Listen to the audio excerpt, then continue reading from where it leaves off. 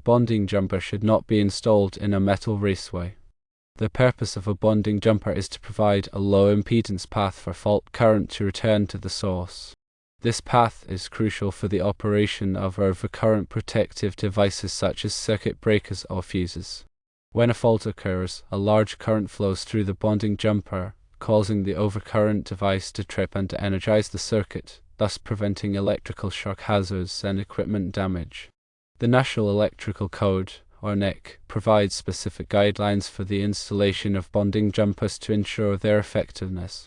These guidelines address factors such as the size of the bonding jumper, the materials it should be made of, and the methods for connecting it to equipment and grounding electrodes. According to the NEC, a bonding jumper must be sized appropriately to handle the maximum fault current that could flow through it. The size is determined based on the size of the ungrounded conductors in the circuit. For example, NEC Table 250.102. C1 specifies the minimum size of equipment grounding conductors for grounding electrode conductors. The bonding jumper must be made of a conductive material such as copper or aluminum. Copper is generally preferred due to its higher conductivity and corrosion resistance. Aluminum bonding jumpers must be sized larger than copper jumpers to provide equivalent conductivity. The bonding jumper must be securely connected to the equipment grounding terminal and the grounding electrode. Connections must be made using methods approved by the NEC, such as using listed connectors or exothermic welding. These connections must be tight and corrosion resistant to ensure a reliable electrical path. One of the key requirements for bonding jumpers is that they must be installed in a manner that minimizes impedance. Impedance is the total opposition to current flow in an alternating current circuit. It includes resistance and reactance. High impedance in the grounding path can impede the flow of fault current, which can delay the tripping of overcurrent devices and increase the risk of electrical shock. Metal raceways, such as electrical metallic tubing, or IMT, rigid metal conduit, or RMC, and flexible metal conduit, or FMC, are often used to protect electrical conductors. However, when a bonding jumper is installed inside a metal raceway, it can create a phenomenon known as inductive reactance. Inductive reactance is the opposition to current flow caused by the magnetic field created by the current flowing through the conductor. When a bonding jumper is installed in a metal raceway, the magnetic field around the conductor can induce eddy currents in the metal raceway. These eddy currents create an opposing magnetic field that increases the overall impedance of the grounding path. This increased impedance can reduce the effectiveness of the bonding jumper and delay the tripping of overcurrent devices. To minimize inductive reactance, the NEC requires that bonding jumpers be installed outside of metal raceways whenever possible. When it is necessary to run a bonding jumper through a metal raceway, the NEC specifies that both ends of the raceway must be bonded to the bonding jumper.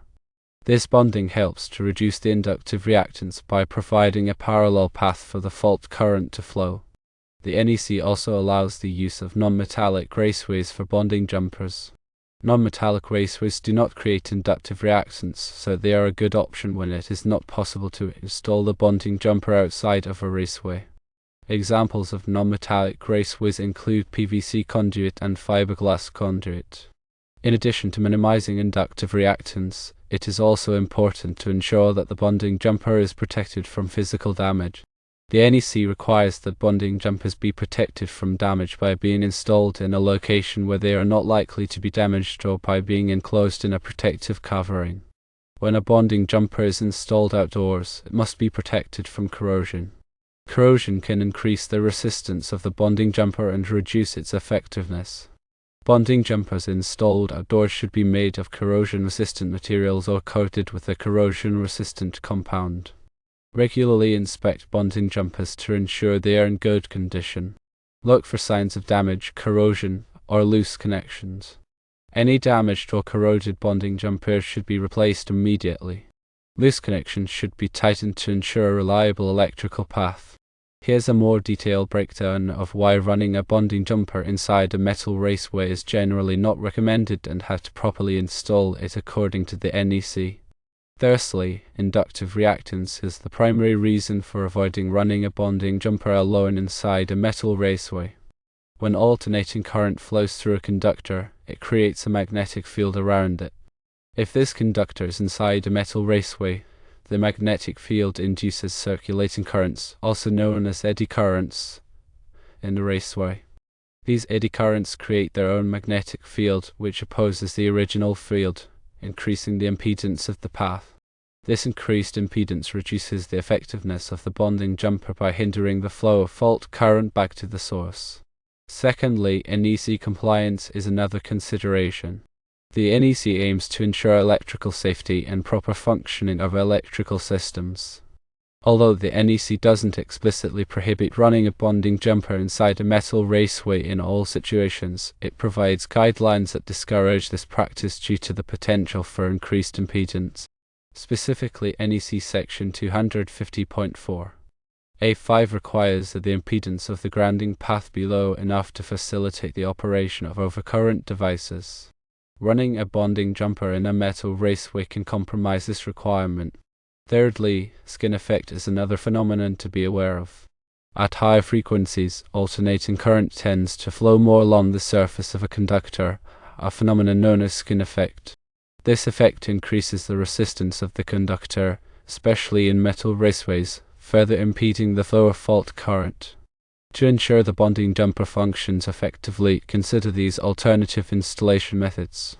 One option is to run the bonding jumper outside the metal raceway.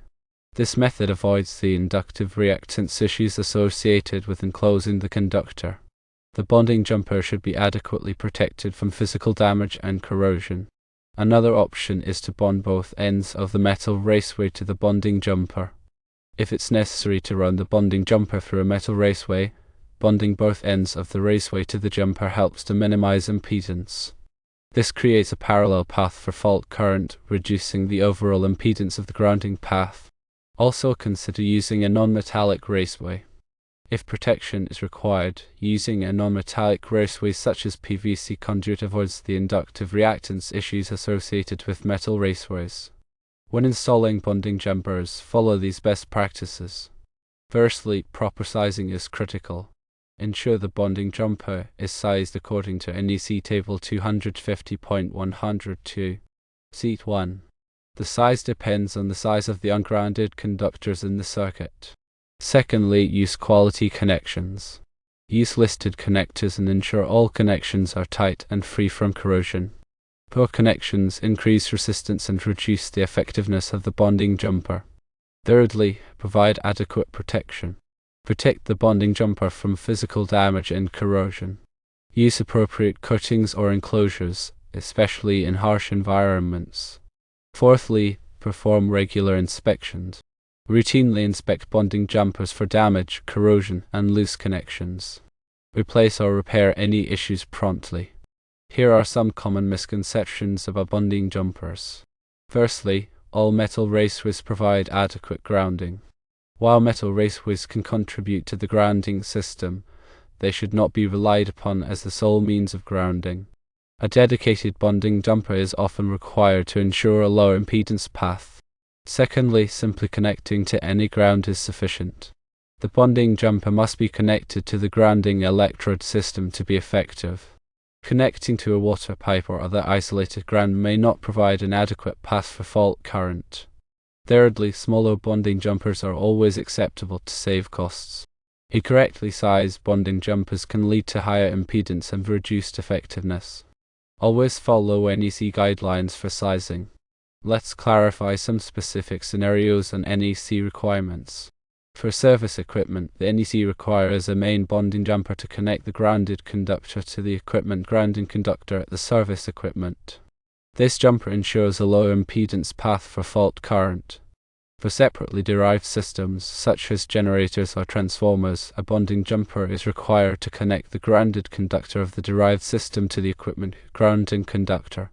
This jumper is crucial for providing a fault current path in these systems.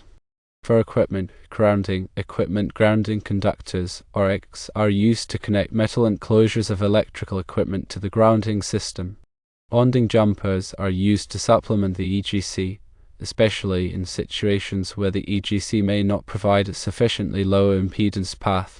In summary, while running a bonding jumper inside a metal raceway isn't strictly prohibited, it's generally discouraged due to the potential for increased impedance caused by inductive reactance and skin effect.